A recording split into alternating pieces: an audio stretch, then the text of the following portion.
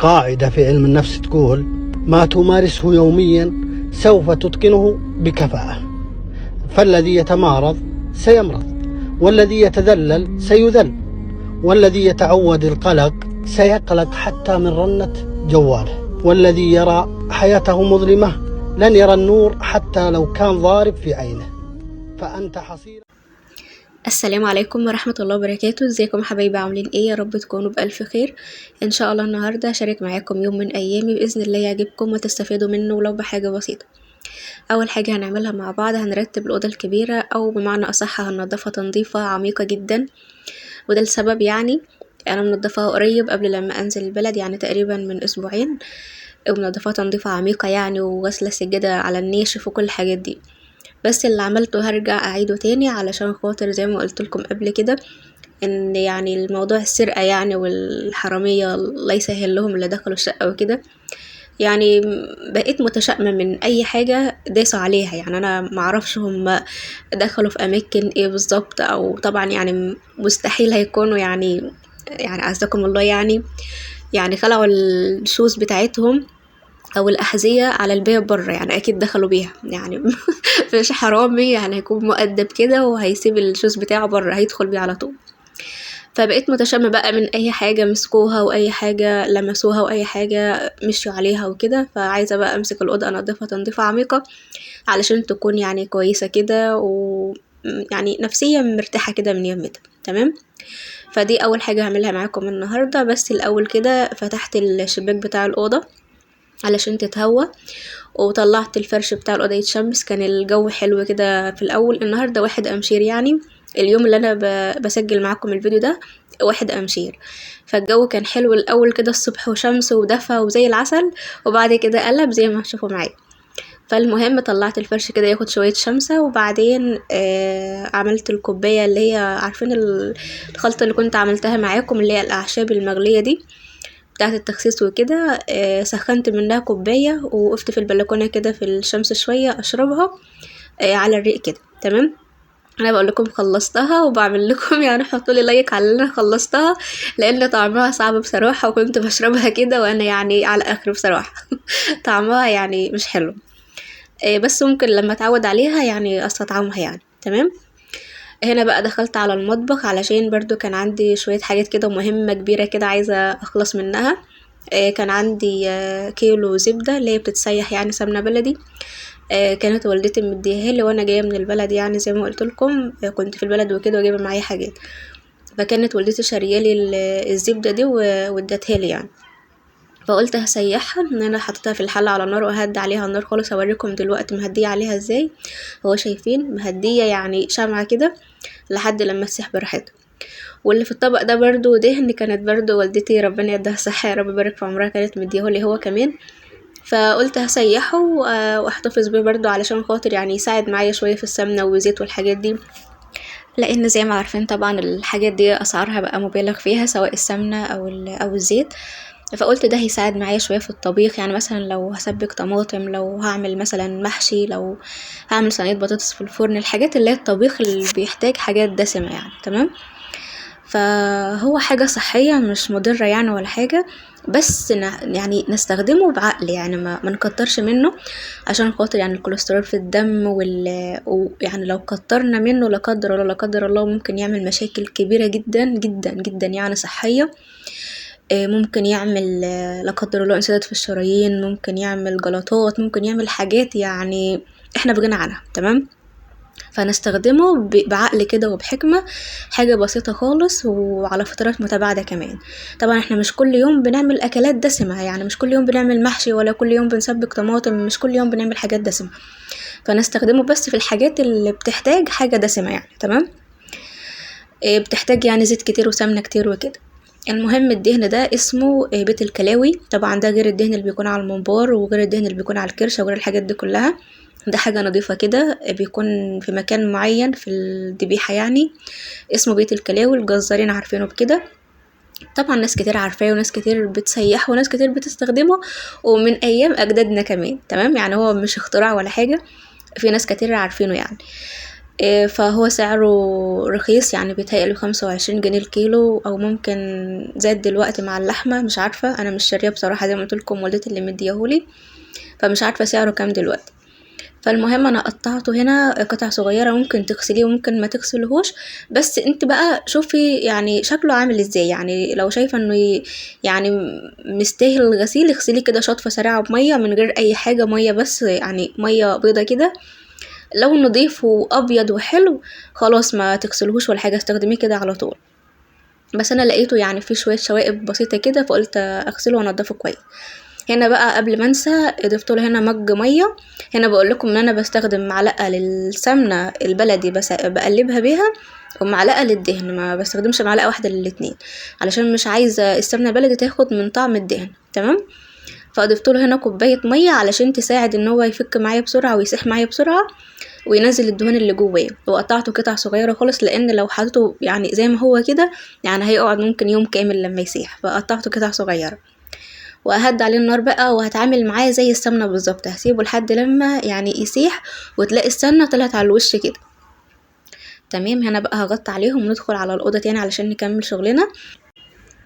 واحنا شغالين في الأوضة بقى عايزة اتكلم معاكم يعني كلمتين كده من قلبي، يعني بتمنى يا رب يوصلوا قلوبكم، وكلمتين مهمين جدا جدا، يعني أهم ما في الموضوع كله، أهم ما في الفيديو كله. بصوا يا بنات، احنا محتاجين نقرب من ربنا سبحانه وتعالى جدا جدا يعني، وفي أمس الحاجة اننا نقرب من ربنا ونكون مستعدين للقائه. ومش معنى كلامي ده ان انا بقى يعني الشيخة غادة اللي قاعدة على سجادة الصلاة 24 ساعة والكلام ده، لا والله خالص. يعني انا من ضمن المقصرين برضو، يعني نسأل الله العفو والعافية، ونسأله انه يعملنا برحمته يا رب، يعني ما يعملناش بأعمالنا، لان لو عملنا بأعمالنا يعني هنضيع، فربنا يعملنا برحمته يا رب وبعفو وبغفران، اللهم امين. لكن انا بذكر نفسي وبذكركم معايا، لان احنا خلاص يعني نعتبر بقينا في اواخر الزمان، يعني زي ما شايفين يعني شفنا بنفسنا علامات كتيرة جدا من علامات الساعة الكبرى. يعني العلامات الصغرى خلاص يعني يعتبر شفناها كلها، واحنا دخلنا كده في العلامات الكبرى. فيعني مستنيين ايه بقى علشان نفوق، ومستنيين ايه بقى علشان نستعد للقاء ربنا سبحانه وتعالى. يعني نقول الحمد لله ان ربنا لسه مدينا فرصة، ولسه مدينا يعني يوم جديد. يعني لما بنعيش ليوم جديد ربنا بيدينا فيه فرصة جديدة علشان نقرب له فيها، وعلشان يعني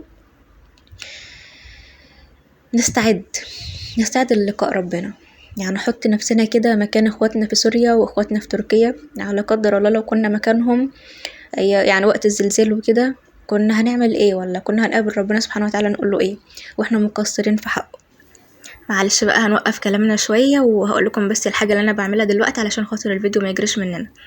هنا بعد لما الزبدة ساحت خالص كده وعملت الرغاوة اللي على الوش دي، الرغاوة دي بقى بتنزل لتحت كده وبتبقى ملوحة. تمام. فدلوقتي حطيت لها معلقة صغيرة ملح. هي عامة الملح لو كتر منك كنت بتحطيه للزبدة، السمنة بتاخد الملح اللي هي محتاجاه بس، لكن الملوحة هي اللي هتحدق قوي منك، مش هتعرفي تاكليها ولا تعرفي تستخدميها في حاجة. فما نكترش ملح قوي، يعني هي معلقة صغيرة يعني يدوب على الكيلو. واصلا برضو يعني الفلاحين يعني اللي انا منهم طبعا وليا الشرف، لما بنيجي نعمل القشطة نخضها علشان نحولها زبدة اللي هي الكورة دي، بنحط لها رشة ملح كده علشان خاطر البتاع دي يعني تكور معانا بسرعة وتخرج معانا الزبدة بسرعة. تمام. فبيكون عليها ملح اصلا، فما نكترش ملح يعني. وسبت برضو النار متهدية عليها لحد لما يعني تعمل يعني تسيح خالص، والمرتة او الملوحة تكون في الحلة من تحت كده لونها ذهبي زي ما تشوفوها معايا. هنا بقى البتاع ده الدهن حطيت له ملح برضو نفس زي ما حطيت للزبدة، وحطيت له كمان مج لبن عادي خالص بارد، من زي المج اللي حطيناه ميه في الاول. شايفين بقى عمل معايا رغاوي كده كده، هتعمل معاه بقى اكنه سمنه بلدي بالظبط، هو كده يعني هيتحول معايا زي السمنه البلدي. شايفين الرغاوي دي نفس الرغاوي اللي على السمن. فاللبن ده بيخلي طعمه حلو، وبيخليه يعني بتتخلصي من الريحه اللي بتكون نفاذة شوية بتاعة الدهن. تمام. اللبن بيقللها شوية، بيخليه يعني مد على سمنة بلدي كده، مش سمنة بلد قوي يعني بس بيقلل ريحة الدهن اللي بتكون نفاذة، اللي يعني ناس كتير بتضايق منها. تمام. ولو عايزه تحطي له شويه زيت حطي له شويه زيت. الزيت برضو هيساعد معاكي انك لما تيجي تستخدمي الدهن يكون مرمل معاكي وزي السمنه البلدي كده، ما مش هيكون جامد قوي وملبش كده، تمام. هيكون سهل معاكي لما تيجي تستخدميه. بس الزيت طبعا يعني بيكون مهدرج وحاجه مش صحيه، فمش عايزين الدنيا تضرب مننا قوي يعني، فممكن تحطي يعني حاجه بسيطه خالص، ما تكتريش لو حابه يعني. هنا بقى غليت التشطية اللي عندي اللي هي الكبيرة دي، غليتها مية على البوتاجاز وحطيتها في الغسالة وزودتها مية باردة علشان خاطر اغسل الستارة، وكان عندي شوية هدوم تانيين كده لونهم ابيض يعني، تمام. فقلت اللي هينضفهم معايا المية السخنة، لان الجو ده في اليوم ده الجو كان قلب خالص والمية كانت بردت، فعمرها ما كانت هتنضف معايا الستارة ولا الهدوم، بس سخنتلها شوية مية، تمام. وهنا بقى هدخل علشان اكمل الاوضه، هكنسها بقى وهمسحها واغسل معاكم السجاده على الناشف زي ما هشوفوا معايا دلوقتي. الحاجات دي والله عاملاها كلها قبل لما انزل البلد، بس رجعت اعملها تاني زي ما قلت لكم، فمش مشكله يعني، قدر الله ما شاء فعل، يعني رب ضارة نافعة ان شاء الله. المهم يا بنات هكمل معاكم كلامنا. فبقول لكم يعني نقعد مع نفسنا كده قعدة صفا كده، ويعني نشوف ايه الحاجات اللي احنا مقصرين فيها بخصوص علاقتنا مع ربنا سبحانه وتعالى، ونحاول بقى نصلحها. يعني احنا في ايام حلوة، في ايام رجب وداخلين على شعبان ورمضان ان شاء الله، في ايام جميلة يعني، ما فيش احلى من كده اننا يعني نستغل الفرصة دي نصلح علاقتنا مع ربنا سبحانه وتعالى، ونكثر كده من الاستغفار ومن الذكر. يعني والله العظيم الدين سهل جدا والإسلام سهل جدا، بس احنا يعني اللي بنكلكع الدنيا على نفسنا. يعني نذكر ربنا سبحانه وتعالى، نقرأ، مش هقولك اقرأي جزء كل يوم، اقرأي لو صفحة واحدة بس من القرآن، يعني نحوش شوية حسنات كده ينفعونا لما نيجي نقابل ربنا سبحانه وتعالى ان شاء الله، وربنا يحسن ختمنا اجمعين يا رب. هنا بقى هغسل السجادة على النشف زي ما قلت لكم. معايا هنا الجردل ده فيه شوية شاور جل، وممكن تستخدمي كلوريكس الوان او فانيش، يعني اي حاجة تكون جل، بلاش تكون بودر يعني، علشان ما تبقعش في السجادة، لان احنا مش هنشطفها بمية، يعني احنا هنغسلها بس على الناشف كده، تمام. فبس بيفرق معاها خالص برضو. يعني هوريكم دلوقتي الفرق بين الجزء اللي عملته والجزء اللي لسه ما اتعملش، يعني في فرق برضو. يعني الخطوة دي المية بالفرشة كده بتطلع اي تراب في السجادة، ولو في بقعة برضو ضغطت عليها شوية بالفرشة كده برضو هتطلع ان شاء الله. المهم هنا غسلتها وسبتها علشان تنشف، وسبتها في الصالة كده، ودخلت على المطبخ. كانت الزبدة كانت ساحت خالص، اللي هي السمنة البلدي، وشايفين يعني المرتة تحت بقى لونها ذهبي كده، ما تغمقهاش عن كده ولا تسيبيها بيضة عن كده. لو سبتها بيضة عن كده العمر الزبدة هيكون قصير معاكي ومش هتعيش كتير، ريحتها هتغير يعني. ولو غمقتها عن كده السمنة هتكون لونها غامق معاكي، فلون الذهبي ده بيكون لون يعني ممتاز خالص. وهنا الدهن كذلك برضو، شايفين من تحت عمل زي المرتة هو كمان. وهنا قفلت لكم الإضاءة الليد وشغلت الإضاءة العادية علشان خاطر يعني تشوفوا لونهم على الطبيعة، لونهم شفاف وجميل جدا ما شاء الله. فهسيبهم بقى يهدوا شوية كده وبعدين نعبيهم في البرطمانات علشان ما يسيحوش معايا البرطمان يعني وكده. بس الزبدة اللي هي السمنة البلدي هنحطها في برطمان ازاز يعني ان شاء الله، بس برضو نسيبها تبرد شوية علشان لقدر الله البرطمان ما يفرقعش او حاجة زي كده. وهنا السجادة ما شاء الله بعد لما غسلتها نطفت وبقت اكنها يعني جاية حالا من الدراية كلين ما شاء الله، كانت نطفت خالص. ودخلت هنا بقى بعد لما مسحت الأوضة ونشفت هي كمان، هفرش بقى الكومودين والسرير. ما غيرتش الدفاية بتاعته علشان خاطر انا كنت مغيرها ليلة لما جيت، لقيتهم اصلا شايلين الدفاية اللي على السرير لمين فيها الحاجات الرفيعة اللي خدوها، وخدوا الدفاية على بعضها كده، فطلعت دفاية تانية يعني وفرشتها، لان يعني كنت لسه فرشها قريب يعني على السرير وكده. هنا بقى دخلت المطبخ تاني علشان قلت الجو برد، ولو سبت الزبدة والدهن في الحلة كده كتير هيجمدوا خالص يعني، ومش هعرف افضيهم في البرطمانات. فقلت يا دوب بردوا حاجة بسيطة كده، وفضيت السمنة ما شاء الله يعني سبحانك يا رب، جت على قد البرطمان بالظبط، ربنا هو اللي معايرها كده. وشوية الملوحة دول او المرتة حطهم برضو في الطبق دول، ممكن تغمسيهم كده بعيش جنب الاكل يعني، ممكن تحطيهم في المش لو عندك مش، يعني لهم كده استخدام يعني. وهنا الدهن هو كمان كان عندي بقى البرطمان ده اللي هو السمنة بتاعت التموين اللي هي كهرمانة، هي عاملة زي الدهن برضو، يعني هي ريحتها عاملة زي الدهن، وما بحطهاش على معجنات ولا على حلويات، فبستخدمها في الاكل يعني. فقلت الدهن هو كمان هكون بستخدمه في الاكل، فحطيتهم على الشوية دول، كان فاضل شوية كده في البرطمان، حطيت عليهم الدهن. كده كده هستخدمهم هما الاتنين للاكل، ما بستخدمش من كهرمانة دي في الحلويات ولا في المعجنات، لان ريحتها ما بتكونش حلوة ولا طعمها بيكون حلو فيها، لكن في الاكل شغالة يعني، مش هتقول لا. تمام، فده كده كان الانجاز بتاعنا في المطبخ النهارده. يعني كنت عايزه اخلص منهم باي طريقه، كانوا واخدين معايا مكان كده في الفريزر، وعايزه اخلص منهم عشان لو سبكت طماطم ولا عملت حاجه يكون عندي مساحه يعني في الفريزر فاضي. ففرحت قوي بقى بالانجاز اللي عملته ده. ودلوقتي بقى هاخد الغسيل هنشره هو كمان. انا كان معايا يعني تقريبا 3 ادوار كده، دور عملته بالستاره والهدوم البيضة، وغسلت دورين كمان بس ما صورتهمش معاكم. كان الجو بقى بدأ اللي هو يمطر كده بعد لما غسلت ونشرت. ودخلت البطانية واللحاف وكده. فما صورتش يعني. وزي ما شايفين كان في ناس تحت تبع الفرح اللي كنت صورته معاكم، كانوا مش عارفة كانوا مستنيين يودوا جهاز العروسة او حاجة زي كده، فكانوا كل شوية بيزيدوا، فما كنتش حابة ان يعني اصور وهم واقفين. وهنا بقى دخلت علشان ألمع الخشب تلمعة كده أخيرة قبل لما أفرش السجادة. وقبل لما انسى برضه يا بنات، عايزه اقول لكم يعني لو جربتوا تعملوا الدهن ده، القطع الصغيره اللي هي بتطلع في الاخر بتكون في الحله من تحت، قطع الدهن الصغيره دي برضه ما ترموهاش، اللي انا حطيتها في طبق دي برضه ممكن تستخدميها وانت بتعملي محشي او حاجه او طواجن في الفرن او كده، تحط منها شويه برضه بتخلي طعمها حلو وريحتها حلو، او حواوشي او كده. المهم هنا بقى بقول لكم على الماسك ده اللي هو بيكون زي حبايه كده او كبسوله، وبتحطيه في شوية مية او في الماسك اللي هتعمليه، وبيعمل زي المنديل كده، بينفش يبقى زي الورقة، وبيتحط على البشر. ده ملوش اي 30 لازمة. تمام. وكانت 3 ب10 تقريبا او 4 ب10. والكبسان اللي هي الصغيرة الصفرة دي برضو بيقولوا مضاد حيوي، ومش لا مش مضاد حيوي.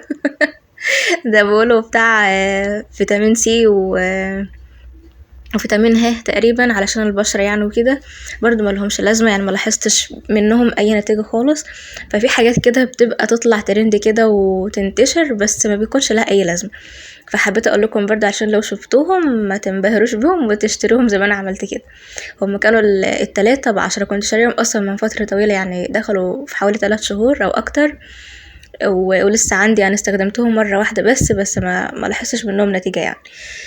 المهم هنا بقى كنت خلصت الأوضة، فرشتها وفرشت اللحاف على السرير، وسبت البطانية برا علشان بنبقى يعني نحطها يعني جنبنا كده بالليل في الصالة، بتكون برد برضو. وهنا بقى الوقت ده كده كنت بفطر يعني، كان الظهر لسه مقدم بقاله شوية صغيرين. فشايفين بقى الإنجاز اللي عملته النهاردة؟ ايه رأيكم بقى؟ خلصت الشغل ده كله وكان الظهر لسه يدوب مقدم. هنا بقى هعمل سندوتش كده ملوحة، والعيش ده اسمه عيش رحالي، ده حماتي ربنا يبارك في عمره ده صحة يا رب هي اللي خبزاه، كانت مدياني برضو وانا جاية من البلد. فسخنت كده يعني نص رغيف يعني منهم، وعاملهم سندوتش ملوحة، وده هيكون يعني فطاري وغدايا في نفس الوقت، على ما زوجي يرجع ان شاء الله من الشغل باذن الله، وابقى اعمل الاكل. تمام. فبس هو ده كان فيديو النهارده، اتمنى يكون عجبكم ويكون افادكم باي حاجه حتى لو بسيطه، واشوفكم فيديو جديد ان شاء الله. والسلام عليكم ورحمه الله وبركاته.